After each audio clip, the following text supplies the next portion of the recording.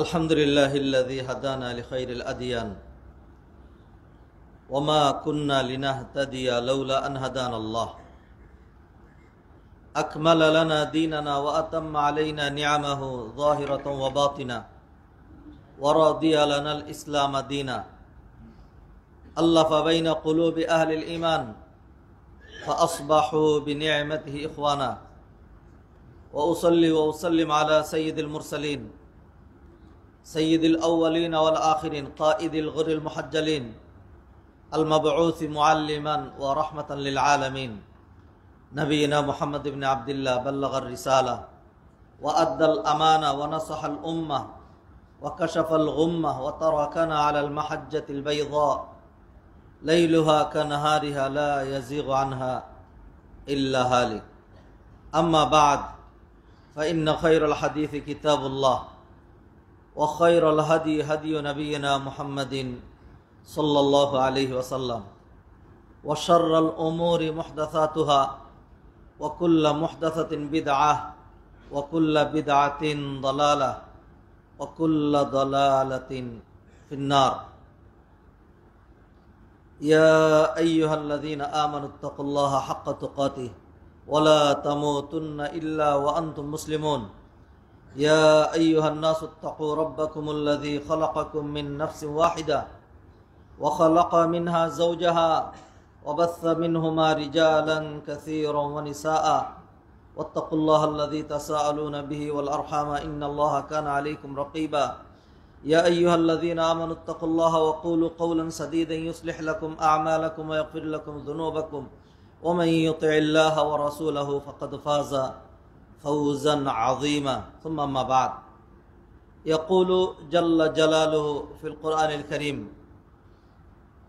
يا أيها الذين آمنوا اركعوا واسجدوا واعبدوا ربكم وافعلوا الخير لعلكم تفلحون وقال تعالى الذي خلق الموت والحياة ليبلوكم أيكم أحسن عملا وهو العزيز الغفور وقال تعالى فاستبقوا الخيرات وعن أسامة بن زيد رضي الله تعالى عنهما قال قلت يا رسول الله لم أرك تصوم من شهر من الشهور ما تصوم من شعبان قال ذاك شهر يغفل الناس فيه عنه بين رجب ورمضان وهو شهر ترفع فيه الأعمال إلى رب العالمين وأحب أن يرفع عملي وأنا صائم رواه النسائي الحمد لله حاضران مجلس মুসল্লিয়ান کرام সম্মানিত সৌভাগ্যমণ্ডিত আল্লাহর প্রিয় বান্দাবান্দি আমার অত্যন্ত সম্মানিত ভাইয়েরা, পরম শ্রদ্ধেয় মায়েরা, মেয়েরা, বোনেরা, আল্লাহ সুবহানাহু ওয়া তাআলা যাদেরকে নাজাত দিবেন, যাদেরকে পছন্দ করবেন, তাদেরকে ওই ধরনের কাজে লাগিয়ে রাখেন। মসজিদের সাথে, মসজিদ পৃথিবীর সবচেয়ে উৎকৃষ্ট জায়গা। এই মসজিদে আনাগোনা, এই মসজিদের সাথে সম্পৃক্ত হওয়া, এই মসজিদের সাথে ভালোবাসা, এই মসজিদে বেশি সময় দেওয়া, মসজিদে আগে আসা, এটা শুধুমাত্র তাদের পক্ষেই সম্ভব। আল্লাহ সুবহানাহু ওয়া তাআলা যাদেরকে বিশেষভাবে ভালোবেসে সমাজের লাখো মানুষের মধ্যে বাছাই করে তৌফিক দিয়ে যাদেরকে আল্লাহ সুবহানাহু ওয়া তাআলা মসজিদে নিয়ে আসেন, আল্লাহ সুবহানাহু ওয়া তাআলা যেহেতু আমাদেরকে তাদের মধ্যে শামিল করলেন, সেই জন্য আল্লাহ শুকরিয়া আদায় করে বলে আলহামদুলিল্লাহ। আল্লাহ সুবহানাহু ওয়া তাআলা চাইলে আমাদেরকে অন্য কাজে ব্যতিব্যস্ত রাখতে পারতেন, আমাদের মন মানসিকতাকেও অন্য 10টা মানুষের মতো দুনিয়া কেন্দ্রিক, বক্র, পাপপ্রিয়, পাপ পঙ্কিলতাপূর্ণ, মসজিদ থেকে দূরে ইত্যাদি দুনিয়ার কাজ দিয়ে আল্লাহ সুবহানাহু ওয়া তাআলা ওইগুলিকে গুরুত্বপূর্ণ করে কলবের মধ্যে উপস্থাপন করে দিতে পারতেন। আল্লাহ সুবহানাহু ওয়া তাআলা করেননি। যারা এইভাবে অন্য কাজটাকে খুবই গুরুত্বপূর্ণ মনে করছে, কেউ তাদেরকে দাওয়াত দিলেও বিরক্ত হচ্ছে, সে মনে করছে আমার এই কাজ করা লাগবে না। তারাও আমার আপনার মতোই মানুষ, তারাও আমার আপনার মতো বুদ্ধি, জ্ঞান, বিদ্যা, যুক্তি তাদেরও আছে।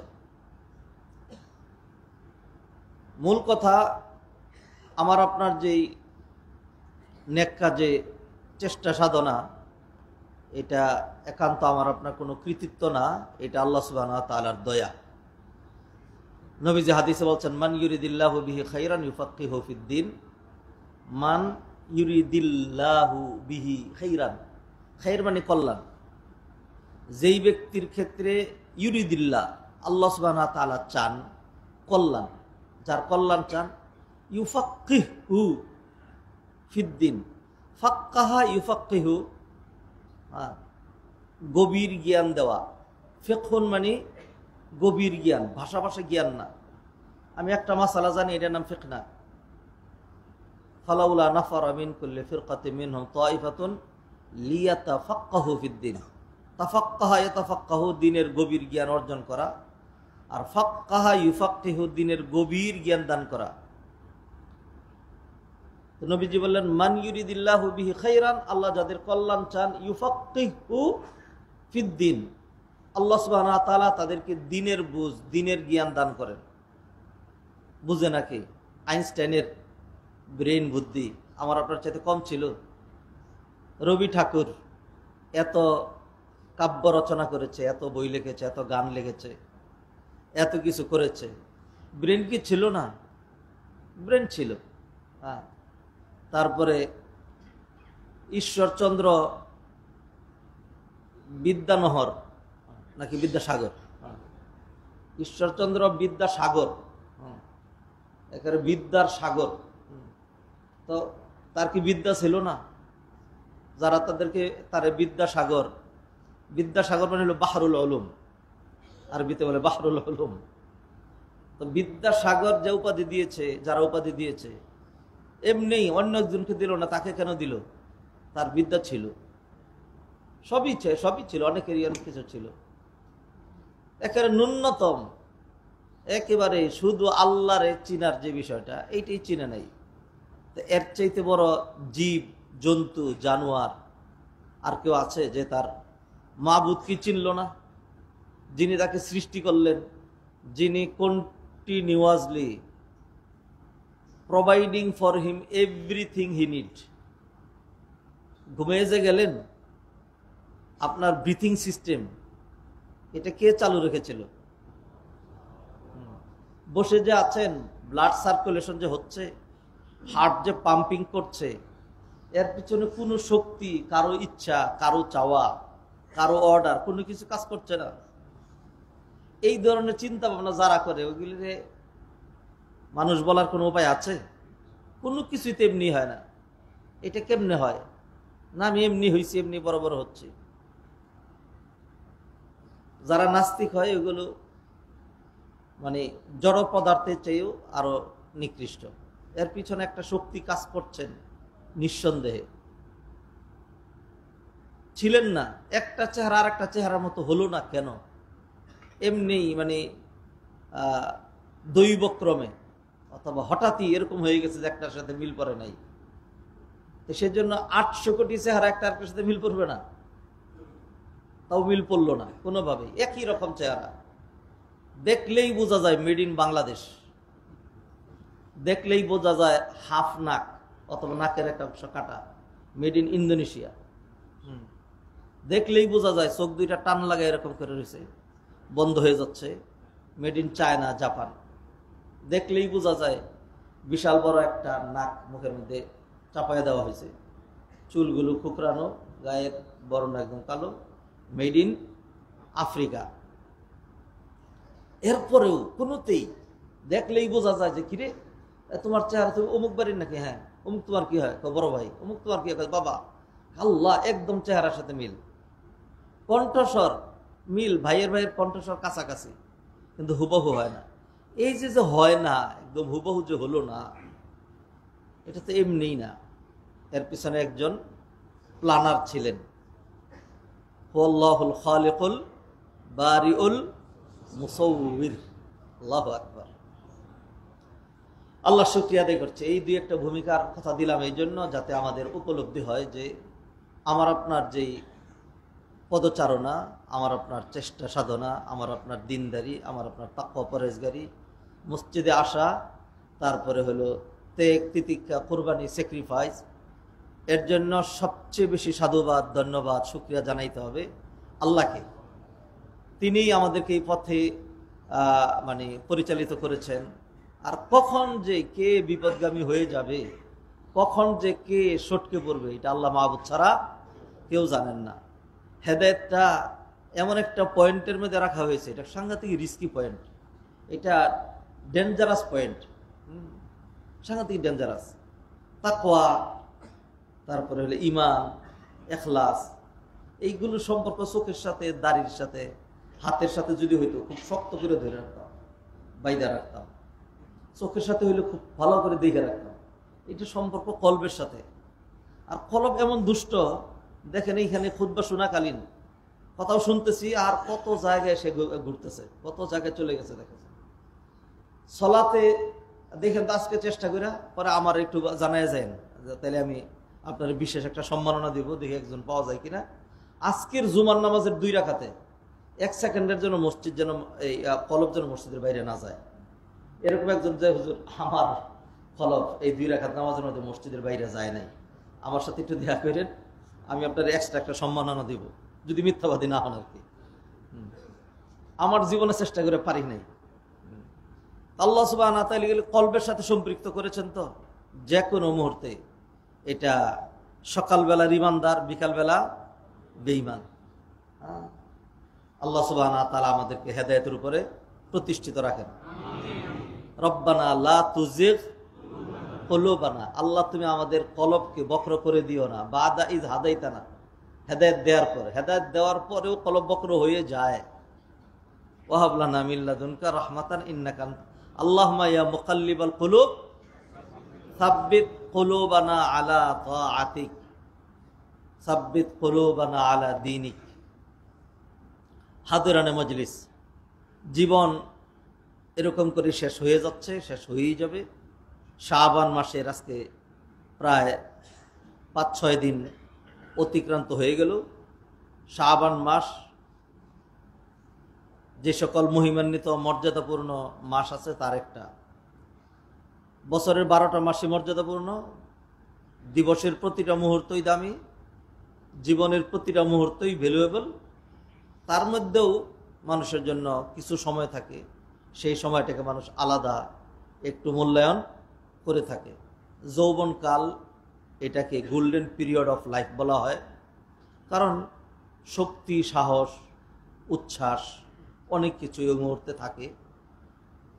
কামনা বাসনার সাথে শরীরের শক্তির একটা মিল থাকে। আমাদের এখন অনেক কিছুরই কামনা বাসনা থাকলেও শরীরের তাকাত, শরীরের শক্তির সেগুলি মিল নাই। ওজু ধরে রাখা যায় না, পেশাব ধরে রাখা যায় না, হাজারো সমস্যা, হাজারো ব্যাধি। যুবকদের সাধারণত ওই বয়সে থাকে না। পুরাটা জীবনেরই যদিও দাম, তবু যৌবনকালের আলাদা দাম। সেই জন্যই আল্লাহ সুবহানাহু ওয়া তাআলা কিয়ামতের দিন বান্দারে যে 4টা প্রশ্ন করবেন, তার মধ্যে একটা প্রশ্ন আছে আন উমরিহি ফিমা আবলা, পুরা জীবনটা কিভাবে তুমি ব্যয় করেছো। তো এটা তো আছেই, তো হয়েই গেল। কিন্তু আলাদা আর একটা প্রশ্ন আছে আন শাবাবিহি ফিমা আফনা, তার যৌবন কালটা সে কিভাবে ব্যয় করেছে। বছরের প্রতিটা মাস গুরুত্বপূর্ণ, রমাদান গুরুত্বপূর্ণ, শাওয়াল আলাদা আরেক মর্যাদার, জিলকদ জিলহজ নিঃসন্দেহে, মুহররম মাস আরেক মর্যাদা, রজব মাস অন্য দিক দিয়া, তারপরে শাবান আবার আরেক দিক থেকে। আমরা বর্তমানে শাবান মাসে অবস্থান করছি। শাবান মাস এটা রমাদানের পূর্ববর্তী মাস। রমাদান যেহেতু কোরআনের মাস, বিশেষ মর্যাদার মাস, অতএব এর আগের মাস এবং এর পরের মাস এটা আলাদা একটা মর্যাদা থাকে। যোহরের সালাত 4 রাকাত ফরজ, এক্সট্রা গুরুত্ব আছে। তো এই ফরজ ফরজের আগে আল্লাহ সুবহানাহু ওয়া তাআলা 4 রাকাত সুন্নাহ দিলেন, আবার ফরজের পরে 2 রাকাত সুন্নাহ দিলেন। আল্লাহ সুবহানাহু ওয়া তাআলা রমাদানকে ঘিরে রমাদানের আগে 1 মাস শাবান মাস সিয়ামের মাস দিলেন, রমাদানের পরে আবার আরেক মাস শাওয়াল মাস, শাওয়াল মাসে 6 দিন আবার সিয়ামের জন্য নির্ধারণ করে দিলেন। এই সব কয়টা হলো রমাদানের মর্যাদার জন্য। মুআজ্জাজ হাজিরিন, নবী মুহাম্মদ রাসূলুল্লাহ সাল্লাল্লাহু আলাইহি সাল্লাম তিনি ছিলেন হাকিমুল উম্মাহ, উম্মার চিকিৎসক, উম্মার চিকিৎসক। যার যে দিক দিয়ে তিনি সমস্যা দেখতেন তখন তিনি তার সমস্যাটা সেই দিক থেকে তিনি চিকিৎসা করতেন। যেমন আপনি যদি চোখের ডাক্তারের কাছে যান, তিনি যদি আপনাকে কাউন্সিলিং করেন তাহলে তিনি যেটা বলবেন যে আরে চোখের চাইতে অমূল্য রত্ন, চোখ সাংঘাতিক অনেকভাবে বোঝায়, আপনি মনে করবেন যে আপনার শরীরের মধ্যে চোখের চাইতে দামি আর কিছুই নেই। হার্টের ডাক্তারের কাছে যখন যাবেন তখন তিনি দেখবেন বলবে যে আরে চোখ না হইলেও মানুষ বাঁচে, চোখ ছাড়া কানা মানুষ নাই। হ্যাঁ, কি বলেন আপনি? কিন্তু হার্ট ছাড়া কেউ আছে দেখবেন, সে এমন একটা কাউন্সিলিং করবে। তা আমি যদি ম্যাথের টিচার হই তাইলে তো আমি ম্যাথের গুরুত্বটা তুলে ধরবো। আর যদি আমি ইংলিশের টিচার হই তাইলে সেইখানে গিয়ে আমি খুব বলবো যে আরে ইংরেজি এটা কোনো সাবজেক্টই না, বাংলা পড়বো তোমরা। হ্যাঁ, এরকম কি কোনো মাস্টার আছে নাকি? প্রত্যেকে তার সাবজেক্টটাকে সে গুরুত্বপূর্ণ করে প্রস্তুতি নিয়ে পড়াবে, এটি স্বাভাবিক। তো নবীজি সাল্লাল্লাহু আলাইহি সাল্লাম বাংলার শিক্ষক, ইংরেজি শিক্ষক, ম্যাথের শিক্ষক ছিলেন না। নবীজি সাল্লাল্লাহু আলাইহি সাল্লাম হাকিমুল উম্মাত, উম্মার লেগ টু হেড, লাইলান ওয়া নাহারান সাবাহান ওয়া মাসাআন ফি লিদুনিয়াহুম ওয়া লিদীনহিম লিমাআশিহিম ওয়া লিউসারিহিম ওয়া লিআহওয়ালিহিম ওয়া লিমাশাকিলিহিম। মানুষের সামগ্রিক সমস্যা, তার ব্যক্তি, তার অর্থনীতি, তার পরিবার নীতি, তার দুনিয়া, তার আখেরাত, সকল কিছুর সমস্যার সমাধান এবং ডিভাইন গাইডলাইন যিনি নিয়ে এসেছিলেন তিনি হলেন নবী মুহাম্মদ রাসূলুল্লাহ সাল্লাল্লাহু আলাইহি সাল্লাম। এক ব্যক্তি এসে জিজ্ঞাসা করেছে, আইয়ুল আমালি আফদালু ইলাল্লাহ, আল্লাহর কাছে সবচেয়ে উত্তম আমল কোনটা? নবীজি বলতেন আস-সালাওয়াতু ফি আওকাতিহা, সময় মতো নামাজ পড়া। আরেক ব্যক্তি এসে একই প্রশ্ন করেছে, সবচেয়ে উত্তম আমল কোনটি? নবীজি দেখেছেন এই ব্যক্তির সলাতের ব্যাপারে কোনো ঘাটতি নাই। তখন নবীজি তাকে বলছেন বিরুল ওয়ালিদাইন, ইতাআতুল ওয়ালিদাইন, পিতামাতার কথা শোনা। কারণ নবীজি দেখছেন এই লোক পিতামাতার অবাধ্য। আরেক লোক এসে জিজ্ঞাসা করেছে যে ইয়া রাসূলুল্লাহ সবচেয়ে উত্তম আমল কোনটি? নবীজি এই দুইটার একটাও বলেন নাই। নবীজি বলছেন আল জিহাদু ফি সাবিলিল্লাহ, আল্লাহর রাস্তায় জিহাদ করা। নবীজি দেখেছেন এই লোক বাবা মায়ের সাথে ভালো আচরণ করে, সালাত আদায় করে, কিন্তু তার গাফলাতি আছে, জিহাদ এটা তার কাছে ভয়ঙ্কর, জিহাদে যেতে চায় না। তা নবীজি সাল্লাল্লাহু আলাইহি ওয়াসাল্লাম তার মধ্যে যেটা ঘাটতি সেটা নবীজি তাকে দিয়েছেন। ডাক্তারের কাছে গেলে ডাক্তার পরীক্ষা নিরীক্ষা করে কাউকে ভিটামিন এ, কাউকে ভিটামিন ডি, কাউকে ভিটামিন ডি, কাউকে প্যারাসিটামল, কাউকে ব্যথার ওষুধ, অথবা কাউকে এরকম সেরকম যার যেটা প্রয়োজন সেটা দিয়ে থাকে। তো নবীজি সাল্লাল্লাহু আলাইহি ওয়াসাল্লাম এইভাবেই মানুষকে আমলের প্রতি উদ্বুদ্ধ করতেন। কোরআনে কারীম আল্লাহ সুবহানাহু ওয়া তাআলা বললেন আল্লাযী খালাকাল মাউতা ওয়াল হায়াতা লিয়াবলুয়াকুম আইয়ুকুম আহসানু আমালা, জীবন মরণ যিনি সৃষ্টি করেছেন, মানব জাতি যিনি সৃষ্টি করেছেন, মহৎ এক লক্ষ্যে, এক বড় টার্গেট নিয়ে আল্লাহ সুবহানাহু ওয়া তাআলা সৃষ্টি করেছেন। আইয়ুকুম আহসানু আমালা, কার আমল কত সুন্দর হবে আল্লাহ সুবহানাহু ওয়া তাআলা সেটি দেখার জন্য, সেটি প্রমাণ করার জন্য আল্লাহ সুবহানাহু ওয়া তাআলা আমাদেরকে সৃষ্টি করেছেন। সেই জন্য নবীজি সাল্লাল্লাহু আলাইহি ওয়াসাল্লাম এক এক সময় এক একভাবে আমাদেরকে এক এক আমলের সাথে লাগিয়ে দিতেন, যাতে আমরা সেই আমলের প্রতি উদ্বুদ্ধ হই। ফজরের সালাত জামাতে পড়ার পর কেউ যদি মসজিদেই থাকে, দুনিয়াবি কাজকর্মে লিপ্ত হলো না, আলাপ আলোচনা করলো, মানে কিসের ধর্মীয় আলাপ আলোচনা, তাফসির করলো, কথাবার্তা বললো, চুপ করে বসে থাকলো, তাসবিহ করলো, কোরআন তেলাওয়াত করলো, এরপরে 2 রাকাত সালাত পড়ে সে ইরশাদ করে বের হইল, আল্লাহ সুবহানাহু ওয়া তাআলা তাকে কি ফজিলত দেন? নবীজি সাল্লাল্লাহু আলাইহি সাল্লাম বললেন মাকবুল হজ এবং মাকবুল উমরার সব তার আমল নামে লিখে দেওয়া হয়।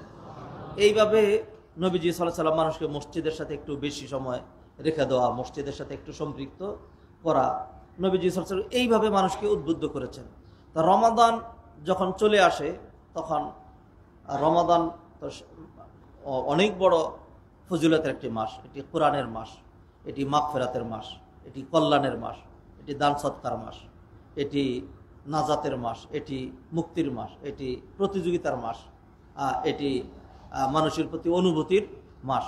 এই মাস শেষে ঈদ, তারপরে হলো এই মাসে এমন এক রাত আছে যেই রাত 1000 মাসের চেয়েও উত্তম। এই মাসের কিয়াম করলে গুনাহ মাফ করে দেওয়া হয়, এই মাসের সিয়ামের মাধ্যমে গুনাহ মাফ করে দেওয়া হয়, এই মাসে কোরআন নাজিল করা হয়েছে, এই মাসে এই মাসে এই মাসে এই মাসে, এরকম বহুবিধ ফজিলত আছে। তাহলে সেটার জন্য মানুষকে একটু প্রস্তুত করা লাগে। নবীজি সাল্লাল্লাহু আলাইহি সাল্লাম তার উম্মাকে এইভাবেই তিনি প্রস্তুত করতেন। মানুষ যখন ফুটবল খেলবে অথবা ক্রিকেট খেলবে তখন তারা যে অনেক কষ্টের কাজ, অনেক দৌড়দৌড়ি করা লাগে, বিধায় আমি এখন আর একটু মাঠে যাব না, আমি শুয়ে থাকবো, যেদিন ফাইনাল খেলা সেই দিনকে খেলবো যাতে বেশি এনার্জি পাই। এরকম কাজ কি আপনি খেলোয়াড়দেরকে করতে দেখেছেন? না। যতই খেলা ঘনিয়ে আসে তখন একবার এরকম একবার ওই রকম, কখনো হাঁটু উপরে তুলে, কখনো চিত হয়ে শোয়ে, কখনো উপর হয়ে পড়ে, কখনো এইভাবে বল ধরে। প্র্যাকটিস করতে করতে এইভাবে তার জড়তা সে কাটিয়ে ওঠে। তো মানুষ অভ্যাস লাগে, অভ্যাস ছাড়া মানুষ অনেক কিছুই পারে না। যারা ঠিকমতো ফজরের সালাতে আমরা যারা উঠি, একেবারে ধরেন আপনি যদি ফজরের 1 ঘন্টা আগেও শোন, এক্সেপশনাল অ্যাক্সিডেন্ট ছাড়া আপনি ঠিকই ওই সময় সালাতের সময় সজাগ পাবেন। আর যারা অভ্যস্ত না ফজরের সময় উঠে, সে যদি দেখেন 10টার জায়গায় 11টায় শুইছে, বললো সর্বনাশ, দেরি হয়ে গেছে শুইতে, সে আর উঠতে পারবে না, কারণ তার এই মানসিকতাই তো নাই, এইভাবে সে অভ্যস্ত না। তো নবীজি সাল্লাল্লাহু আলাইহি ওয়াসাল্লাম আমাদেরকে অভ্যস্ত করার জন্য সাহাবায়ে কেন্দ্রিক তিনি কিছু আমলের কথা আমাদেরকে বলেছেন, এবং যে আমলের কথা তিনি বলেছেন তিনি ছিলেন মোস্ট প্র্যাকটিক্যাল ম্যান। কানা খুলুকুল কোরআন, মা আয়েশা এমন বলেছেন যে পুরো কোরআনটাই হলো নবীর চরিত্র। কোরআনে যা থিওরি আকারে আছে, বাস্তব মডেল আকারে আল্লাহ সুবহানাহু ওয়া তাআলা নবীর মধ্যে সেটির প্রতিফলন ঘটিয়েছেন। সুবহানাল্লাহ।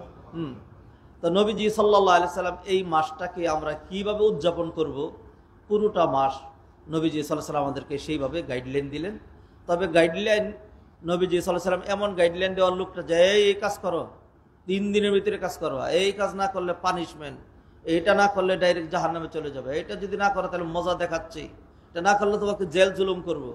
নবীজি তো করতে পারতেন, কারণ তিনি কি ছিলেন? খালি কি রসুল ছিলেন? রাষ্ট্রনায়ক ছিলেন না? ক্ষমতা তার হাতে ছিল না? ছিল। কিন্তু আপনি নবীজি সাল্লাল্লাহু আলাইহি সাল্লামের আমল কি দেখেছেন? যখন খন্দক খনন করার পালা আসলো, যখন বহুজাতিক বাহিনী, গাজওয়াতুল আহজাব বলা হয় এটাকে, অথবা গাজওয়াতুল খন্দক, যখন এই যুদ্ধের সময় হলো, নবীজি সাহাবায়ে কেরামকে নিয়ে পরামর্শে বসলেন। নবীজির তো পরামর্শ করার দরকার ছিল না, মানুষ পরামর্শ করে যাতে কয়েকজন মিলে আলোচনা করে সিদ্ধান্তটা যেন কম ভুলের হয়, মানুষের তো ভুল হবেই, যাতে সিদ্ধান্তটা অধিক শুদ্ধ হয় সেজন্য মানুষ পরামর্শ করে এইখান থেকে একটা নির্দেশ বের করে নিয়ে আসে। নবীজির তো ভুল হওয়ার সম্ভাবনা নাই। কেন নাই? কারণ হইল নবীজির যৎসামান্য একটু এদিক সেদিক হয়ে গেলেই সাথে সাথে আল্লাহ সুবহানাহু ওয়া তাআলা কি করেন? সোজা করে দেন। হি ওয়াজ গাইডেড বাই ওয়াহি, বাই রিভিলেশন। এটা হলো নবী মুহাম্মদ রাসূলুল্লাহ সাল্লাল্লাহু আলাইহি সাল্লাম। একটু মধুর শরবত খাবেন না, সবই কি খাওয়াই লাগবে? এটা কি জরুরি? কেন খাবেন না? আল্লাহ সুবহানাহু ওয়া তাআলা নবীজিকে পাকড়াও করেন নাই? ইয়া আইয়ুহান নবী লিমা তুহাররিমু মা আহাল্লাল্লাহু লাক, আল্লাহ যা হালাল করেছেন কেন আপনি হারাম করতে যাচ্ছেন? তাবতাগি মারদাত আজওয়াজিক, স্ত্রীদেরকে সন্তুষ্ট করার জন্য? না, এই কাজ আপনি করবেন না, খান এটা। আল্লাহ সুবহানাহু ওয়া তাআলা সোজা করে দিলেন। তা আল্লাহ সুবহানাহু ওয়া তাআলা নবীজিকে ইনশাআল্লাহ কেন বলেন নাই? ইনশাআল্লাহ, আচ্ছা ইনশাআল্লাহ না বললে কবিরা গুনাহ না?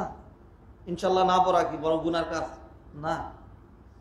কেন নবীজি সাল্লাল্লাহু আলাইহি ওয়াসাল্লাম ইনশাআল্লাহ বললেন না? সেই জন্য আল্লাহ সুবহানাহু ওয়া তাআলা জিবরাইলকে আটকায় রাখছেন 15 দিন। 15 দিন। এবং এই 15 দিন কাফেররা আসছে, এসে বলছে না তুমি নবী না, খামাখা তুমি এই সমস্ত কথাবার্তা কও, তুমি নবী হলে তো উত্তর দিতে পারতা, প্রমাণ হয়েছে তুমি কি না। নবীজির মনে কি পরিমাণ কষ্ট পেয়েছেন, এই লোকগুলো তাকে নিয়ে হাসাহাসি করছে, নবী না এই ধরনের কথাবার্তা বলছে। আল্লাহ সুবহানাহু ওয়া তাআলা নবীজিকে শিখাইয়া তারপরে আয়াত নাজিল করলেন, লা তাকুলান্না লিশাইইন ইন্নী ফাইলুন যালিকা গাদা। অতএব নবীজি সাল্লাল্লাহু আলাইহি সাল্লামের ভুল হওয়ার সম্ভাবনা নাই, ছিল না।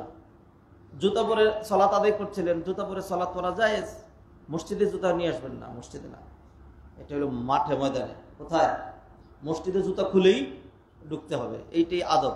মুসা আলাইহিস সালাম যখন আল্লাহ সুবহানাহু ওয়া তাআলা যখন ডেকে নিলেন, তখন কাসানোর যখন সন্নিকটে চলে গেলেন, তখন আল্লাহ সুবহানাহু ওয়া তাআলা ডাক দিয়ে বললেন, ইখলানা আলাইক, জুতা খুলে আসো, ইন্নাকা বিল ওয়াদিল মুকাদ্দাসি তুয়া, দামি উপত্যকায় আসছো। কিন্তু মুসা আলাইহিস সালাম জুতা খুলে গেলেন, শিখাইলেন আল্লাহ সুবহানাহু ওয়া তাআলা।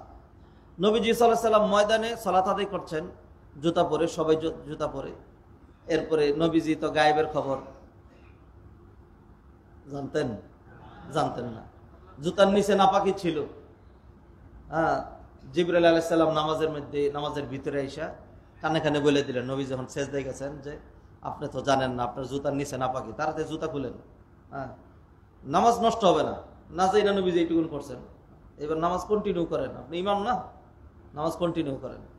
নবী যখন জুতা খুলছেন, সাহাবীরা দেখছেন, এটা মানুষের দৃষ্টির একটা পরিধি আছে তো, যতই সেজদার দিকে তাকাইতে সামনে নজর যায় না, সামনে নজর যায়। আমি যদি ইমাম সাহেবের দিকে জুতা খুলছেন, খুলে ফেললাম, আমার পিছনে গুলো আমার দিকে খুলে ফেলবে, তা সবাই জুতা খুলে ফেলছেন। সালাতের পরে নবীজি বলে, এই তোমরা জুতা খুলছো কেন? সাহাবায়ে কেরাম, আমরা কিছু জানি না, জুতা পরে আপনার নামাজ শুরু করছেন, আমরা জুতা পরে নামাজ শুরু করছি, আপনি জুতা খুলে ফেলছেন, আমরা জুতা খুলে ফেলছি। নবীজি বলেন, আরে আমার জুতার ভিতরে, জুতার নিচে নাপাকি ছিল, সেই জন্য জিবরাইল আলাইহিস সালাম এসে বললেন জুতা খুলতে, আমি সেই জন্য খুলে ফেলেছি, তোমাদের তো আর জুতার নিচে নাপাকি ছিল না। তা এই যে কয়েকটা উদাহরণ দিলাম, এটা এই জন্য দিলাম যে আল্লাহ সুবহানাহু ওয়া তাআলা নবীজিকে কি করে দিতেন? সোজা করে দিতেন। তাহলে নবীজির ভুল হওয়ার সম্ভাবনা নাই। তারপরে গাজওয়াতুল আহজাব, গাজওয়াতুল খন্দকের আগে নবীজি সাহাবায়ে কেরামকে নিয়ে পরামর্শে বসলেন। আল্লাহ সুবহানাহু ওয়া তাআলা নবীদেরকে শিখাইলেন, বললেন, ফাবিমা রাহমাতিম মিনাল্লাহি লিনতা লাহুম ওয়ালাউ কুনতা ফাযযান গালিযাল কলবি লানফাদ্দু মিন হাওলি। ফাবিমা রাহমাতিম মিনাল্লাহি লিনতা লাহুম ওয়ালাউ কুনতা ফাযযান গালিযাল কলবি লানফাদ্দু মিন হাওলি ফাআফু আনহুম ওয়াস্তাগফির লাহুম ওয়াশাওয়িরহুম ফিল আমর ফাইযা আযামতা ফাতাওয়াক্কাল আলাল্লাহ ইন্নাল্লাহা ইউহিব্বুল মুতাওয়াক্কিলিন। নবী হে, আল্লাহর রহমতে আপনি মানুষের সাথে বিনম্রতা প্রদর্শন করতে পেরেছেন। লাউ কুনতা ফাযযান গালিযাল কলবি, যদি পাষাণ হৃদয়ের আর রূঢ় ভাষী যদি আপনি হতেন, রূঢ় ভাষী এবং পাষাণ হৃদয়ের যদি হতেন, তাহলে মানুষ আপনার কাছে না আসে, মানুষ আপনার থেকে দূরে চলে যেত। ফাআফু আনহুম, মানুষ তো আপনাকে কষ্ট দিবে, তাদেরকে ক্ষমা করে দেন। আর শুধু ক্ষমা করে দিলে হবে না, তাদের জন্য আল্লাহর কাছে ক্ষমা তো করবেনই, আল্লাহর কাছেও তাদের জন্য ক্ষমা চাইতে থাকবেন। আর কি করবেন? এই এদের সাথেই, যারা আপনাকে কষ্ট দেয়, এদের সাথে আবার কি করবেন? পরামর্শ করবেন। ফাআফু আনহুম ওয়াস্তাগফির লাহুম। এইগুলো এখানে উসুল দাওয়া আছে, দাওয়া কিভাবে দিতে হয়, দাওয়া কিভাবে দিতে হয়। আমরা অনেক সময় মাঠে ময়দানে দেখি, বিশেষ করে আমরা যারা ময়দানে দাওয়াত দিই, অনেক সময় দেখি অনেক বক্তা টক্তা আছে, খুব পাওয়ারফুল, পাওয়ারফুল বুঝেন না? পাওয়ারফুল বক্তা, বিশাল ময়দানের মধ্যে হাজার হাজার মানুষ, সেখানে ধমকায় এমন ভাবে তুচ্ছ তাচ্ছিল্য করে। ওই দিন মানে একজনকে দেখলাম এরকম করে, এইগুলিকে জানোয়ার বলা হয়েছে, জানোয়ার, আর এরকম এরকম কোরআনে আছে, হাদিসে এদেরকে বলা হয়েছে। আরে বাবা! তা আমি পরে শেষমেশ বললাম যে আউযু বিল্লাহি মিনাশ শাইতানির রাজিম, এটা দাওয়া উসলুবের সম্পূর্ণ পরিপন্থী। এই লোক অন্তত আপনার থেকে আর দাওয়া গ্রহণ করবে না। মুসা আলাইহিস সালামের চাইতে বড় আপনি হন নাই, আর এই লোকগুলো ফেরাউনের চাইতে খারাপ হয় নাই। আল্লাহ সুবহানাহু ওয়া তাআলা মুসারে বলে দিয়েছিলেন, মুসা আগেই জানাইয়া দিলাম, আনতুমা ওয়া মান ইত্তাবাআকুমুল গালিবুন, তুমি হারুন এবং তোমাদের সাথে যারা থাকবে, বিজয় কিন্তু তাদেরই।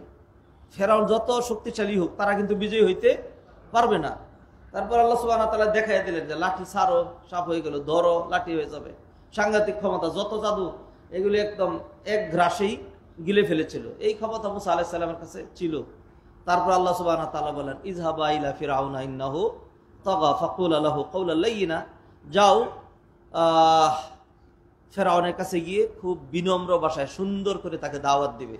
হইতে পারে সে দাওয়াত গ্রহণ করবে, হেদায়েত প্রাপ্ত হবে। তো এইখানে আপনি নিশ্চয়ই চিন্তা করলেই বুঝবেন, ফেরাউন যে হেদায়েত গ্রহণ করবে না এবং ফেরাউন যে আল্লাহর গজবে সলিল সমাধিস্থ হয়ে মারা যাবে, এটা কি আল্লাহর কাছে ক্লিয়ার ছিল না? তাইলে আল্লাহ সুবহানাহু ওয়া তাআলা মুসা আলাইহিস সালামকে এটা বললেন কেন? আল্লাহ সুবহানাহু ওয়া তাআলা মুসা আলাইহিস সালামকে এই নসিহত করার মাধ্যমে একদম কিয়ামত পর্যন্ত যত মানুষ আসবে তাদেরকে একটা টিচিং দিলেন যে তুমি যখন দাওয়াত দিবা, কাউকে যখন দাওয়াত দিবা, তোমার দাওয়াতের ভাষাটা কি হবে। খেয়াল করেন, হ্যাঁ, একই কাজ দুই শ্রেণীর মানুষ করে। ইসলাহ, মানুষের সংশোধন। রাষ্ট্র প্রশাসন, পুলিশ, রেব, বিডিআর, সেনাবাহিনী, এরা দেখবেন ধরেই হ্যান্ডকাপ লাগায়, পিটনি, মায়, থাপ্পড়, জেল, জুলুম, সোজা হবি আনলে তারা একটা শেষ করে দিচ্ছে। এইভাবে মানুষকে কি করে, সোজা করে। আর সেম কাজটাই উলামায়ে কেরামগণ করেন। পার্থক্য কোথায়? তাদের আনুষ্ঠানিকতা হলো বাহ্যিক, অঙ্গ প্রত্যঙ্গ কেন্দ্রিক, আর আমাদেরটা হলো মোটিভেশনাল স্পিচের মাধ্যমে ভিতর থেকে সংশোধন করা। আমাদের কাজ হলো তার কলবটাকে ঠিক করে দেওয়া, আর কলব তাকে গাইড করে ধীরে ধীরে তার অঙ্গ প্রত্যঙ্গ সব ঠিক করে দিবে। হ্যাঁ, অতএব আমি যদি পুলিশি কাজ শুরু করি এরকম করে থাপ্পড়ায় দাঁত ফলাই দিব, এরকম যদি করি, এটা আমার সাথে যায় না, এটা আমার মিশনের সাথে নট অ্যাডজাস্টেবল।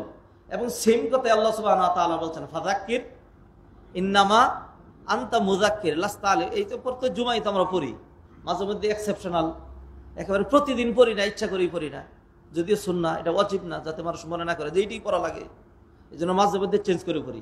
অধিকাংশ সময় এইটাই আমরা পড়ি, সূরা আলা এবং সূরা গাশিয়া।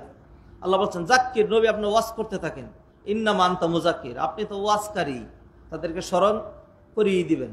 লাস্তা আলাইহিম বিমুসাইতির, আপনাকে পুলিশ করে লাঠিয়াল করে আপনাকে পাঠানো হয় নাই। হ্যাঁ, আল্লাহ আল্লাহ। মুআজ্জাজ হাদিরিন, নবীজি সাল্লাল্লাহু আলাইহি সাল্লামের ওই যে আল্লাহ সুবহানাহু ওয়া তাআলা পরামর্শ করতে বলেছিলেন, ওই আয়াত পরে সেখান থেকে কিছু দিক নির্দেশনা পেলাম, সেটাও আপনাদের সামনে তুলে ধরলাম। তো নবীজি সাল্লাল্লাহু আলাইহি সাল্লাম সাহাবায়ে কেরামের সাথে পরামর্শে বসলেন। এই সেই পারস্য থেকে যাওয়া সালমান ফার্সি পরামর্শ দিলেন, খন্দক খনন করতে হবে। আমরা পারস্যের যুদ্ধ করলে যখন এরকম হয়, তখন আমরা একটা খন্দক খনন করি, আমরা খাল পরীক্ষা, আমরা এই পারে থাকি, তার লোকজন যদি আমাদের আক্রমণ করতে চায় তো এই দিক দিয়ে নেমে আসতে হবে, এছাড়া আসার কোনো উপায়, যখনই নামবে তখনই আমরা কি করব, তীর মারব। ফলে তারা আসতে পারে না, বিজয় হইতে পারে না, আমাদের পরাজয় হয় না। তো নবীজি দেখলেন পরামর্শটা খুব ভালো। তো নবীজি শুধুমাত্র আমি নবী, আমি যেটা বলবো সেটাই, এরকম তিনি করলেন না। সালমান ফার্সির পরামর্শটা নিলেন, নিয়ে এইবার নবীজি যদি অর্ডার দিতেন, এই পরীক্ষা খনন করো, তাড়াতাড়ি 1 সপ্তাহ সময় দিলাম, গাফলাতি করতে পারবে না, দিবানিশি। কেউ যদি কাজে গাফলাতি করে তাহলে ওর ধরে নিয়ে আসবো, জেলে ঢুকাবো। নবীজি এই কাজ করেন নাই, নবীজি নিজেও সাথে গেলেন, সাথে খাল খনন করলেন, গায়ে ধুলা লাগালেন, এবং সাহাবায়ে কেরাম দেখলেন এই মাটি কাটার কাজ, এবং সেই মাটি যদি মদিনার মাটি হয়, আমাদের দেশের মাটি হলো ফ্রেশ মাটি, এরপরেও আমরা স্বীকার করি মাটি কাটার চেয়ে কঠিন আর কোনো কাজ নাই।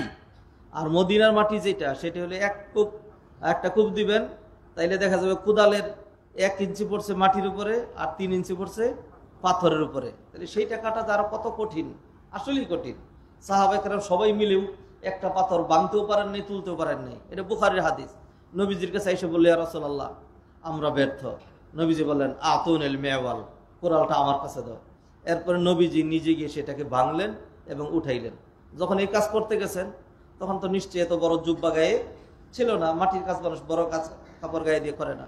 তো সাহাবায়ে কেরাম দেখলেন যে নবীজি এত কঠিন কাজ করছেন, ওই মুহূর্তে নবীজির পেটটা ফুলা না, নবীজির পেটটা পিঠের সাথে লেগে আছে একবারে। একটা পাথর দিয়ে আর একটা কাপড় দিয়ে এটাকে চাপিয়ে বেঁধে রাখা, এটা গল্প না, এটা বুখারীর হাদিস বলছে। নবীজি এইভাবে ওই কাজও তিনি করে দেখিয়েছেন। নবীজি সাল্লাল্লাহু আলাইহি সাল্লাম এমন করেন না, এই নামাজ পড়ো, এইভাবে নামাজ পড়া, শুদ্ধ করে নামাজ পড়া, এরকম করে নামাজ পড়া, এই অর্ডার দেন নাই। নবীজি কি বলছেন, সল্লু কামা রাআইতুমুনি উসাল্লি, আমাকে যেমনে সালাত আদায় করতে দেখেছো ওইভাবে সালাত আদায় করবা। আপনি আনফরচুনেটলি আমাদের সমাজে যদি বলেন যে এইটা নবীজির সালাত, নবীজি এইভাবে নামাজ পড়তেন, নবীজি এইভাবে নামাজ পড়তেন, বহু মানুষ আছে, তখন আপনাকে মনে হবে আপনার চাইতে নিকৃষ্ট আর কোনো মানুষ নেই, হিন্দু আপনার সাথে নিকৃষ্ট না, এত ঘৃণা আপনার প্রতি, কেন নবীজির নামাজের কথা আপনি তাকে বললেন। নবীজি এইভাবে রফলিয়াদিন করতেন, নবীজি এমনি করতেন। আপনি যদি এটা একটা কাউন্টার এইভাবে দিতেন, ঠিক আছে আলহামদুলিল্লাহ ভালো, আমরা সেইভাবেও করি, তবে আরেকটা হাদিস আছে নবীজি এমনিও করতেন, সেই জন্য নবীজিরটা করার জন্য ওইভাবে করি। হ্যাঁ, এটা বললে একটা কথা ছিল। হ্যাঁ, মানে জিদ যে কেন নবীজির কথা আপনি বললেন, অমুক হুজুর কি কম বুঝে, আমার মুফতি কি কম বুঝে? আউযুবিল্লাহি মিনাশ শাইতানির রাজিম, আল্লাহ মাফ করেন। নবীজি সাল্লাল্লাহু আলাইহি ওয়াসাল্লাম হজ করেছেন, তিনি বললেন খুযু আন্নী মানাসিকাকুম, আমার থেকে হজ শিখে নাও, আজকের পরে তোমাদের সাথে আর সাক্ষাৎ নাও হইতে পারে। তো নবীজি সাল্লাল্লাহু আলাইহি ওয়াসাল্লাম এইভাবে, হি ওয়াজ মোস্ট প্র্যাকটিক্যাল ম্যান, নিজে আমল করে তারপরে তিনি বলতেন শাবান মাসটা কি করা লাগবে নবীজি সাল্লাল্লাহু আলাইহি সাল্লাম। এখন নবীজি সাল্লাল্লাহু আলাইহি সাল্লামের আমলের 4টা হাদিস আমি অনুবাদ করব, তারপর ব্যাখ্যা করব। 1 নম্বর হাদিস, উসামা ইবনে যায়েদ রাদিয়াল্লাহু তাআলা আনহু তিনি বলছেন, ইয়া রাসূলুল্লাহ, আপনাকে শাবান মাসে আমি এত বেশি সিয়াম পালন করতে দেখি যেটি অন্য মাসে দেখি না। তখন নবীজি উত্তর দিলেন, এটা এমন একটি মাস যেই মাসের ব্যাপারে অধিকাংশ মানুষ গাফেল, উদাসীন। এই মাসটি হলো রজব এবং রমাদানের মধ্যবর্তী মাস। ওয়াহুয়া শাহরুন, আর এটি এমন একটি মাস তুরফাউ ফিহিল আমালু ইলা রাব্বিল আলামিন, যেই মাসে আল্লাহর কাছে বিশেষভাবে আমলনামা নিয়ে যাওয়া হয়। অতএব আমার খুব ভালো লাগে যে আমার আমলনামা ফেরেশতারা নিয়ে গিয়ে যেন বলে যে আমি সিয়ামরত, আমি রোজা রেখেছি। আমার আমল আল্লাহর কাছে এমন অবস্থায় যাক যে আমি সিয়ামরত, সেই জন্য আমি এই মাসে বেশি রোজা রাখি। আনাস ইবনে মালিক রাদিয়াল্লাহু তাআলা আনহু তিনি বললেন, এই হাদিসটা নাসাইয়ের মধ্যে রয়েছে। এখন যে হাদিসটি পড়ছি এটি মুসনাদ ইমাম আহমদের। আনাস ইবনে মালিক রাদিয়াল্লাহু তাআলা তিনি বর্ণনা করে বলছেন, কানা রাসূল সাল্লাল্লাহু আলাইহি ওয়াসাল্লাম ইয়াসুমু ওয়া লা ইফতির হাত্তা নাকুল মা ফি নাফসি রাসূল সাল্লাল্লাহু আলাইহি ওয়াসাল্লাম ইফতির আল-আম। নবীজি সাল্লাল্লাহু আলাইহি ওয়াসাল্লাম সিয়াম শুরু করতেন একটানা, আজকে রোজা, কালকে রোজা, পরশু তরশু, একটানা রোজা, এই সপ্তাহ পরের সপ্তাহ। তখন আমরা মনে করতাম নবীজি যেইভাবে রোজা রাখতে শুরু করছেন, নবীজি মনে হয় এই বছর আর রোজা ভাঙবেনই না। এরপরে নবীজি রোজা ভাঙতেন, আজকেও রোজা নাই, কালকেও রোজা নাই, পরশু তরশু রোজা নাই, একটানা নবীজি আর রোজা রাখছেন না। তখন আমরা মনে করতাম নবীজি মনে হয় এই বছর আর রোজাই রাখবেন না। ওয়াকানা আহাব্বু সাওমি ইলাইহি ফি শাবান, আর শাবান মাসের রোজাটা নবীজির কাছে সবচেয়ে বেশি প্রিয় ছিল। আচ্ছা, তাহলে 2টা হাদিস গেল। 3 নাম্বার, মা আয়েশা রাদিয়াল্লাহু তাআলা আনহা বলছেন, কানা রাসূল সাল্লাল্লাহু আলাইহি ওয়াসাল্লাম ইয়াসুমু হাত্তা নাকুলু লা ইফতির ওয়া ইফতির হাত্তা নাকুলু লা ইয়াসুম ওয়া মা রাআইতু রাসূল সাল্লাল্লাহু আলাইহি ওয়াসাল্লাম ইসতাকমালা সিয়ামা শাহরিন কাত্তু ইল্লা শাহরা রমাদান। আমি নবীজিকে পূর্ণ 1 মাস সিয়াম পালন করতে রমাদান ছাড়া আর কখনো দেখি নাই। আমি রমাদান ছাড়া নবীজিকে পূর্ণ 1 মাস একটানা সিয়াম পালন করতে কখনো দেখি নাই। ওয়া মা রাআইতুহু ফি শাহরিন আকসারা সিয়ামান মিনহু ফি শাবান, আর শাবান মাসে নবীজি রমাদানের পরেই শাবানে নবীজি যত বেশি রোজা রাখতেন, অন্য কোনো মাসে এত রোজা রাখতেন না। হাদিসে বুখারীতে রয়েছে। উম্মে সালামা রাদিয়াল্লাহু তাআলা আনহা তিনি আরেকজন উম্মুল মুমিনিন, তিনি বলছেন, মা রাআইতু রাসূল সাল্লাল্লাহু আলাইহি ওয়াসাল্লাম ইয়াসুমু শাহরাইনি মুতাতাবিআইনি ইল্লা শাবান ওয়া রমাদান। নবীজি একটানা 2 মাস কখনো রোজা রাখেন নাই, শাবান এবং রমাদান বাদে। মানে নবীজি সাল্লাল্লাহু আলাইহি ওয়াসাল্লাম শাবানে এত রোজা রাখতেন। মা উম্মুল মুমিনিন উম্মে সালামা রাদিয়াল্লাহু তাআলা আনহা তিনি মনে করেছেন নবীজি শাবান এবং রমাদান 2 মাস একটানা রোজা রেখেছেন। এই যে 4টা হাদিস পড়লাম, 4টা হাদিসে নবীজি সাল্লাল্লাহু আলাইহি ওয়াসাল্লাম শাবান মাসে যে বেশি সিয়াম পালন করতেন এটা তো পেয়েছেন। এই মাসে নবীজি বেশি সিয়াম পালন করতেন। প্রতিটা মাসেই 3 দিন সিয়াম পালন করা একটা সুন্নাহ, সেটা হলো আইয়ামুল বীদ, 13, 14, 15। প্রতিটা সপ্তাহে 2 দিন সিয়াম পালন করা মুস্তাহাব, সোমবার এবং বৃহস্পতিবার। সোমবার নবীজির জন্মের কারণে, আর বৃহস্পতিবার সাপ্তাহিক আমল আল্লাহর কাছে নিয়ে যাওয়ার কারণে। আল্লাহর কাছে আমল যে নিয়ে যাওয়া হয় এটা বিভিন্নভাবে নিয়ে যাওয়া হয়। একজন দোকানদার, একজন ব্যবসায়ী তিনি যে হিসাব করেন, অনেকভাবে হিসাব করেন। জোহরের নামাজে চলে যাবেন, তাড়াহুড়া করে এই পর্যন্ত যাওয়া হয়েছে, এটা একটা হিসাব করেন। রাত্রে দোকান বন্ধ করবেন, এখন আরেকটা হিসাব টান দেন। একটা সপ্তাহে কি বেচা কেনা হলো এটা একটা আলাদা ডায়েরি করেন। একটা মাসে কি হলো, এরপরে বছরে একটা হালখাতা করার জন্য বিভিন্ন রকম। দৈনন্দিন ফজরের সময় একবার ফেরেশতারা চলে যায়, আরেক দল আসে, আসরের সময় আরেক দল চলে যায়, আর তারা আসে, এরকম পালাবদল হইতে থাকে। দৈনন্দিন আল্লাহর কাছে 2 বার আমল যায়। সাপ্তাহিক আমল বৃহস্পতিবার, মাসিক আমল শাবান মাসে, আর হলো বাৎসরিক আমল এটা হলো লাইলাতুল কদরে, লাইলাতুল কদরে। আমাদের সমাজের মানুষ তো ধরেই নিয়েছে, রেডি হচ্ছে, পুরান ঢাকায় তো নতুন নতুন পাঞ্জাবি বানানো হচ্ছে। কারণ হলো এই যে আগামী শুক্রবার দিন যে আসতেছে শবে বরাত, এই শবে বরাতকে ভাগ্য রজনী ধরে এইটা নিয়ে ওলামায়ে কেরামগণ কোরআনের আয়াতের অপব্যাখ্যা করে পুরা জাতিটাকে বিভ্রান্ত করে একবারে জান্নাতে পাঠিয়ে দিবে। এইটাই ফলে গিয়ে ওই যে অবস্থা কি হয়, ফলে হয় যেজন দিবসে মনের হরসে জ্বালায় মোমের বাতি, আশুগৃহে তার যে নাকি দিনের বেলা মোমের বাতি জ্বালায় তো মোম তো শেষ হয়ে যাবে, পরে রাত্রি আর তার ঘরে বাতি জ্বলবে না।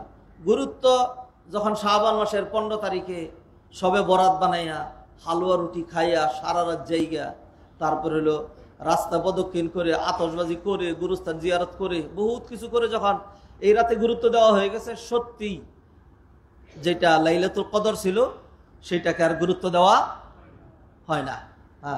ক্রিম যেই জায়গায় মাখার দরকার ছিল সেই জায়গায় না মাইখা সিঁদুর যেই জায়গায় দেওয়া দরকার ছিল, এটা হিন্দু পরিভাষা আর কি, সিঁদুর যেইখানে দেওয়া দরকার ছিল সেইখানে না দিয়ে অন্যখানে দেয়। এগুলি কিছু কিছু পরিভাষা আছে, বলার মতো না, আল্লাহ মাফ করুক। ফলে আমাদের অবস্থা এরকম হয়ে যায় যে গুরুত্বটা জায়গা মতো না দিয়ে অন্য জায়গায় আমরা দিয়ে ফেলি। হাদেরানে মজলিস মুসল্লিয়ানে কারাম, কি বুঝলেন আলোচনা থেকে? নবীজি সাল্লাল্লাহু আলাইহি ওয়াসাল্লাম এই মাসে সবচেয়ে বেশি সিয়াম পালন করতেন এবং এর কারণ তিনি উল্লেখ করেছেন, 2টা কারণ। মানুষ এই মাসে গাফেল থাকে, মানুষ এই মাসে গাফেল থাকে, মনে করো রমাদান আসতেছে, অনেক কাজ করব, অনেক আমল করব, এখন একটু আরাম করি, এই জন্য মানুষ গাফেল থাকে। নবীজি সাল্লাল্লাহু আলাইহি সাল্লাম নিজে আমল করে দেখাইলেন, দেখো আমি নবীর আমল এটা। কেউ যদি নবীর আমলকে ভালোবাসে, মান আহাব্বা সুন্নতি ফাকাদ আহাব্বানি, যে আমার সুন্নাহকে ভালোবাসলো সে আমাকে ভালোবাসলো। ওমান আহাব্বানি কানা মাই ফিল জান্নাহ, আর যে ব্যক্তি আমি নবীকে ভালোবাসতে পারলো সে আমার সাথে তার জান্নাতে, আমার সাথে তার ঠিকানা বানিয়ে নিল। সুবহানাল্লাহ। অতএব নবীর প্রেম, নবীর ভালোবাসা খালি এটা স্লোগানের মধ্যে না। এশকে রাসূল আশিকে রাসূল স্লোগান দিচ্ছেন যে নবীর সুন্নাত কোথায়?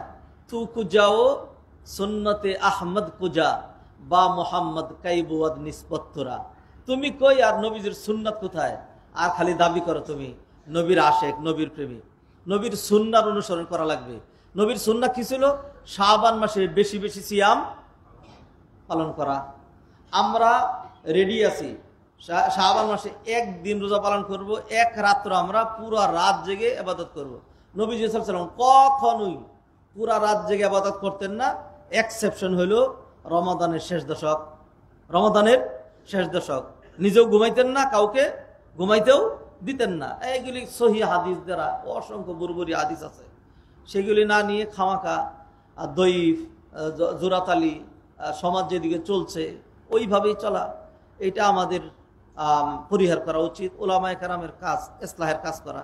ওলামায়ে কেরাম সমাজ যেই দিকে ছুটে সেদিকে যাবে না, তারা সমাজটাকে গঠন করবে। অনেকে দলিল দিলে পরে বুঝে, কয় হুজুর বলেন তো যদি মোনাজাতটা না করি তাহলে চাকরি থাকবে না। তো চাকরি রাখার জন্য তিনি কি করেন? বেদাতটা তিনি করেন। চাকরি রাখার জন্য তিনি এটা মানুষকে বুঝান না। অথচ 10টা ইমাম যদি এইভাবে বুঝাইতেন যে না এইটাই সহি, আমরা কখনো কখনো দোয়া করবো, আপনাদের যখন দরকার আসে আমি দোয়া করি, সম্মিলিত দোয়া আমরা করবো না এটা না, দোয়া করব। তবে ফরজ সালাতের পরে নিয়মিত নবীজি যেহেতু কোনোদিনই করেন নাই, তা আমরা সেটা নিয়মিত কেমনে করি? মানুষ কিন্তু বুঝানো সম্ভব। উত্তরা কেন্দ্রীয় মসজিদে ভিআইপি মুসল্লি অভাব আছে, সবাই বুঝতে পারছে না, বুঝানো যায় নাই। বহু জায়গায় আলহামদুলিল্লাহ আমরা যত জায়গায় গেছি, যত জায়গায় তত জায়গায় বুঝাইছি, বুঝাইতে পেরেছি আলহামদুলিল্লাহ। তো আমরা উলামায়ে কেরামের উচিত মানুষকে সুন্নার দিকে ডাকা। সুন্নাহ কি? এই মাসে বেশি করে সিয়াম পালন করা। কয়দিন? 3 দিন, 4 দিন, 5 দিন, যার পক্ষে যতটুকু সম্ভব। কোনো রকম বাইন্ডিংস নাই। কেন বাইন্ডিংস নাই? কারণ হলো এটা হলো নফল, মুস্তাহাব, সুন্নার বিষয়। নবীজি সাল্লাল্লাহু আলাইহি সাল্লাম মূলনীতি দিয়েছেন। মূলনীতি দিয়ে নবীজি সাল্লাল্লাহু আলাইহি সাল্লাম কি বলেছেন? আল মুতাতাওয়িউ আমিরু নাফসিহি, নফল সুন্নাহ আমল যিনি করবেন তিনি নিজেই সিদ্ধান্ত নেবেন তিনি কয়টা করবেন। আপনার স্ট্রেংথ, আপনার রুচি, আপনার মানসিকতা, আপনার নবীর সুন্নার ভালোবাসা অনুযায়ী আপনি এই মাসে সিয়াম পালন করবেন। কয়দিন করবেন? আপনি করেন 15 দিন করে ফেলেন, 20 দিন রোজা রেখে ফেলেন। আর না হলে আপনি 10 দিন রেখে ফেলেন, না পারলে 1 সপ্তাহ রাখেন, না পারলে 3 দিন রাখেন। তবে কোনোভাবেই শুধু যে ওই যে ইদা কানা লাইলাতুন নিসফু মিন শাবান ফাসুমু ফাকুমু লাইলাহা ওয়াসুমু নাহারাহা, যেটা হাদিস সহিহ না, শুধু ওইটা অনুযায়ী যে খালি এক রাত্র জাগবেন আর এক দিন আপনি রোজা রাখবেন, অধিকাংশ উলামায়ে কেরাম বলছেন এইভাবে যদি আমল করা হয় তাহলে সেটা বেদাত। আমি তো এটাকে এতটুকুন বলি না, আমি বলি এই রাতে অনেকের জন্য আমল করা টোটাল হারাম। আমি বলি অনেক মানুষের জন্য এই রাতে এক্সট্রা আমল করা একদম হারাম। হারাম কি বদ আকীদার কারণে, যারা মনে করে যে এটা ভাগ্য রজনী, তাদের জন্য ভাগ্য রজনী মনে করে আমল করাটা টোটাল হারাম, কারণ এটা কোরআন সুন্নাহর একদম সম্পূর্ণ পরিপন্থী। আমাদের যাদের আকীদা ঠিক আছে, আমরা যারা মনে করি যে না ভাগ্য রজনী শবে কদর, ভাগ্য রজনী শবে কদর, তবে লাইলাতুন নিসফু মিন শাবান এটার ব্যাপারেও অনেকগুলো হাদিস আছে। দৈব হাদিস হলেও বেশ কয়েকটা হাদিস থাকার কারণে একটা আরেকটাকে শক্তিশালী করে। বিধায় এই ধরনের ভ্রান্ত আকীদা না রেখে এই রাতে কেউ যদি কিছু নফল ইবাদত করে, এক্সট্রা কিছু ইবাদত করে, তাইলে সেটা তার জন্য ভালো, কোনো অসুবিধা নাই। তবে সেটার জন্য কোনো আনুষ্ঠানিকতা অবশ্যই হবে না। মুআজ্জাজ হাদিরিন, আমরা মাহে রমাদানের প্রস্তুতি নিয়ে, রমাদান আসলে আমরা কি কি আমল করব, রমাদানের জন্য এখন থেকে কিভাবে প্রস্তুতি নেব, সেইগুলো আমরা শুরু করলাম। তো আজকে আমরা যেই আমলটিকে হাইলাইট করলাম সেটা হলো আল্লাহর হস্তে কালকে রোজা রাখবেন, পরশুদিন রোজা রাখবেন, তরশু রোজা রাখবেন, একটানা রোজা রাখবেন। সেইভাবে আগামী শুক্রবার এবং পরের শনিবার যদি রোজা রাখেন কোনো অসুবিধা নাই। কিন্তু পুরা মাসকে বাদ দিয়ে নবীর সুন্নাহকে উপেক্ষা করে আপনি শুধুমাত্র এক রাত জাগবেন আর এক রাত, এইটা অধিকাংশ উলামায়ে কেরামের দৃষ্টিতে বেদাত। আর আমি বলছি কিছু মানুষের জন্য যারা এটাকে ভাগ্য রজনী মনে করে আমল করে, এইটা মনে করে আমল করা টোটাল হারাম, এটা টোটাল হারাম, সেই কাজ করবেন না। আল্লাহ আমাদেরকে হেদায়েত করুন, বুঝার তৌফিক এনায়েত করেন। আরেকটা বিষয়, আগামী শুক্রবার খুব সম্ভবত 14 তারিখ, হ্যাঁ আগামী শুক্রবার 14 তারিখ, 14ই ফেব্রুয়ারি একটা ঐতিহাসিক দিবস। হ্যাঁ, এই দিবসটার নাম হলো ভ্যালেন্টাইন্স ডে। হ্যাঁ হ্যাঁ, তো এটাকে বিশ্ব বেহায়া দিবস, বিশ্ব বেহায়া দিবস যেটা করা হয়। আপনি সাবধান হন, আপনার ছেলে আপনার মেয়েকে আপনার চেষ্টা করবেন, আপনি আপনার সাধ্যমতো চেষ্টা করবেন। এরপরে যদি না পারেন তাহলে আল্লাহ আপনাকে কি করবেন না, পাকড়াও করবেন না। লা ইউকাল্লিফুল্লাহু নাফসান ইল্লা, সন্তান তো মেরে ফেলা যাবে না, এই দায়িত্ব আল্লাহ আমাকে দেন নাই। আপনি চেষ্টা করবেন, কিন্তু চেষ্টা না করে, কৌশল না করে, না বুঝিয়ে আপনার ছেলে মেয়ে যদি খারাপের দিকে যায়, এটা কিন্তু কিয়ামতের দিন আপনার বুকে পাড়া দিয়ে বলবে আরিনাল্লাযাইনি আদাল্লানা মিনাল জিন্নি ওয়াল ইনসি নাজআলুহুমা তাহতা আকদাবিনা লিয়াকুনা মিনাল আসফালিন। যেই বাবা মার গাফলাতির কারণে আজকে জাহান্নামে যেতে হচ্ছে, সেই বাবা মাকে এনে দেন মাহশারের ময়দানে লক্ষ লক্ষ কোটি কোটি মিলিয়ন ট্রিলিয়ন মানুষের সামনে তাদের মুখে বুকে পদাঘাত করে, লাঞ্ছিত করে তারপরে জাহান্নামে যাব, যে বাবা মায়ের অবজ্ঞার কারণে জাহান্নামে যেতে হচ্ছে। তো এইভাবে যেন আমরা গাফেল না হই। আর খুব বেশি উদার হইেন না, এত বেশি ব্রড মাইন্ডেড হইলে কিন্তু সমস্যা। এত ব্রড মাইন্ডেড, মেয়ে বড় হয়ে গেছে, আরেক ছেলের সাথে গেলে ব্রড মাইন্ডেড। আমরা কি তো নেরু মাইন্ডেড নাকি হুজুরদের মতো? নেরু ভালো, বেশি ব্রড ভালো না। হ্যাঁ, আল্লাহ সুবহানাহু ওয়া তাআলা আপনার বুঝার তৌফিক এনায়েত করেন। হ্যাঁ, মুআজ্জাজ হাদিরিন, সম্মানিত ভাই বোনেরা, কিছু কিছু জায়গায় একটু নেরু মাইন্ডেডই থাকেন। হ্যাঁ, এত বেশি উদার, ছেলেরে ছেড়ে দিবেন, মেয়েরে ছেড়ে দিবেন না, আপনি আপনার সাধ্যমতো চেষ্টা করেন। অতএব ভ্যালেন্টাইন্স ডে উপলক্ষে ছেলের বলে দিবেন, তুই ফুল কিনবি, টোটাল হারাম, কিনতে পারবি না, ফুল দিতে পারবি না। কাউকে মানে এই দিনে ভালোবাসা নিবেদন করা টোটাল হারাম। এটা একজনকে ভালোবাসা নিবেদন করা মানে বেগানা কোনো মানুষকে ভালোবাসা নিবেদন করা। আমরা তো ওভারঅল সৃষ্টির সবাইকে ভালোবাসি। মেয়েদেরকে আমরা বেশি ভালোবাসি কারণ তারা মায়ের জাতি, ছেলেদেরকে ভালোবাসি, তারা আমাদের ছোট। বড়দেরকে আমরা শ্রদ্ধা করি। ইসলামে সকল বিধানগুলো আছে না, মাল্লাম ইয়ারহাম সগীরানা ওয়া লাম ইউক্কির কাবীরানা। এই দৃষ্টিকোণ থেকে সবার জন্য আমাদের ভালোবাসার একটা মানে স্থান আছে, সেটা আলাদা আরেক জিনিস। কিন্তু একটা বেগানা পুরুষ বেগানা মহিলাকে অনৈতিকভাবে ভালোবাসা নিবেদন করবে, এটা কি? হারাম। আচ্ছা ঠিক আছে, তারপরে হলো আরেক ডিগ্রি বেড়ে গিয়ে তাকে একটা চিঠি দিবে, তাকে একটা মেসেজ করবে, তাকে একটা ফুল দিবে, তাকে এটা দিবে, এটা আরো হারাম। আর এই বেহায়া দিবস, বিশ্ব বেহায়া দিবস উপলক্ষে যদি এটা দেয় তাহলে এটা হারাম টু দি পাওয়ার, হারাম কিউবটা তো নাই, হারাম স্কয়ার, তারপরে হারাম কিউব, এর চেয়ে উপরে গেলে কি হয়, হারাম টু দি পাওয়ার 4, 5, 6, 7, 8, 9, 10। অতএব সাবধান এই দিনের ব্যাপারে। আর একটা হলো এই দিনটা এইবার পড়ছে জুমাবার, এবার কি জুমাবার, জুমাবার এক্সট্রা ইবাদত আছে না? আজকে গিয়ে ছেলে মেয়েদেরকে কথাগুলো আজকে থেকে বলবেন, এখন থেকে সাবধান, তুই শুক্রবার পুরোটা আমার সাথে থাকবি, আমার সাথে তোর মসজিদে যেতে হবে। মায়েরা মেয়েকে নিয়ে আসবেন সাথে করে। কিছু মা আছে, আল্লাহ মাফ করুক, বোনেরা এখানে শুনতেছি কি বলবো, কিছু মায়েরা মেয়েদেরকে নষ্ট করে বেশি। বাবা যখন একটু শাসন করে তখন মা চোখের পানি যে, তুমি যে করো না, মেয়ে বড় হয়ে গেছে এখনো তুমি এর সাথে এরকম করো, দিলেন একবারে শেষ করে। আউযুবিল্লাহি মিনাশ শাইতানির রাজিম। সর্বনাশ, এই কাজটা করবেন না। ও মা, আপনার মেয়েটাকে মসজিদে নিয়ে আসবেন। আর একটা হলো এই দিনটা হলো শাবান মাস, শাবান মাসের 14তম দিন। এই দিন দিবাগত যেই রাত, সেটা হলো বাংলাদেশ ভারতবর্ষের প্রেক্ষাপটে যদিও ভুল, তারপরেও ভাই কেউনি সবে বরাত, এটা হলো সবে বরাত। আমি সবে বরাত বলি না, লাইলাতুন নিসফ মিন শাবান, শাবানের মধ্য রজনী। যেহেতু অসংখ্য হাদিস আছে সেই জন্য আমি কোনো প্রান্তিকতায় না। একদল যে এই রাতের কোনো ভ্যালু নাই, আরেক দল হলো এই রাতের সাংঘাতিক ভ্যালু, আমি এই দুইয়ের মাঝামাঝি। সেটা কি? সেটা হলো এই রাত্রকে নিয়ে যে বাড়াবাড়ি করছেন ভুলগুলো, আগামী সপ্তাহে আমরা এগুলো আলোচনা করবো ইনশাআল্লাহ। এগুলো ভুল। আর যারা বলছেন এই রাতের কিছুই নাই, আপনার এই কথা ঠিক নয়।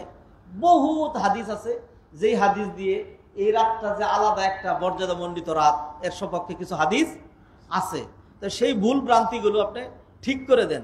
প্রান্তিকতার মধ্যে আমরা নাই। ইয়া আহলাল কিতাবি লা তাগলু ফি দীনিকুম। মুআজ্জাজ হাদিরিন, আসুন আমলের মাধ্যমে নিজের জীবনটাকে এইভাবে গঠন করি। অত্যন্ত গুরুত্বপূর্ণ একটি আমল হলো সিয়াম। নবীজি সাল্লাল্লাহু আলাইহি সাল্লামের একটা হাদিস বলে আজকের এই খুতবা শেষ করছি। নবীজি হাদিসে ইরশাদ করলেন, কোন ব্যক্তি যদি আল্লাহর জন্য একদিন সিয়াম পালন করে, আল্লাহ সুবহানাহু ওয়া তাআলা এক সিয়ামের কারণে তার চেহারাটাকে, অর্থাৎ তাকে জাহান্নামের 70 খারিফ দূরে সরিয়ে দেন। অতএব আমরা যেহেতু পুরো মাস সিয়াম পালন করতে পারি, অতএব 1-2 রোজা 3-4 রোজা মানে রাখা এটা আমার আপনার জন্য কিছুই বিষয় না। আসুন শাবান মাসে বেশি বেশি আমরা সিয়াম পালন করব, নবীজির সুন্নাহর অনুসরণ করব। আর এইভাবেই মাহে রমাদানের যে প্রস্তুতির একটা অনুশীলন আমার শুরু হয়ে গেল। খেলোয়াড়রা যেরকম মাঠে ময়দানে গিয়ে অনুশীলন করে ফাইনাল খেলার জন্য, রমাদান মাসে একদিনের রোজা ভাঙতে পারবো না, সেই অনুশীলন রমাদানের প্রস্তুতি আমরা শুরু করলাম সিয়ামের মধ্য দিয়ে। আল্লাহ সুবহানাহু ওয়া তাআলা আমাদেরকে তৌফিক এনায়েত করেন। হাযা মা ইনদি ওয়া সাল্লাল্লাহু আলা নবিয়িনা মুহাম্মদ ওয়া আলা আলিহি ওয়া সাহবিহি আজমাইন। আসসালামু আলাইকুম ওয়া রাহমাতুল্লাহি তাআলা ওয়া বারাকাতুহু।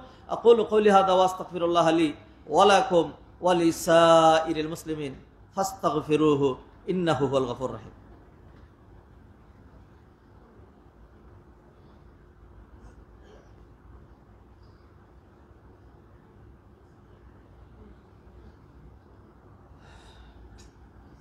আলহামদুলিল্লাহি ওয়াহদাহু ওয়াসসালাতু ওয়াসসালামু আলা মান লা নাবিয়্যা বা'দা। মুআজ্জাজ হাদিরিন, সম্মানিত ভাই ও বোনেরা, আল্লাহ সুবহানাহু ওয়া তাআলা আমাদেরকে সৃষ্টি করেছেন আমরা যেন সুন্দর আমল করি। কোরআনে আল্লাহ বললেন, আল্লাযী খালাকাল মাউতা ওয়াল হায়াতা লিয়াবলুয়াকুম আইয়ুকুম আহসানু আমালা। আহসান এটা ইসমে তাফজিলের সিগা, সুপারলেটিভ ডিগ্রি। কার আমল কত সুন্দর এবং বেশি না, বেশির মধ্যে কল্যাণ না। খুব বেশি খাবেন তো মরবেন, অখাদ্য কুখাদ্য যত বেশি হবে তত ক্ষতি হবে। এত বেশি না, আপনার হইল বেশি শুদ্ধ, যেটা খুব বেশি বেশি ইসলামে খুব বেশি নিরুৎসাহিত করা হয়েছে, বেশি না। আপনি কি করবেন? বিশুদ্ধ সঠিকটা করবেন।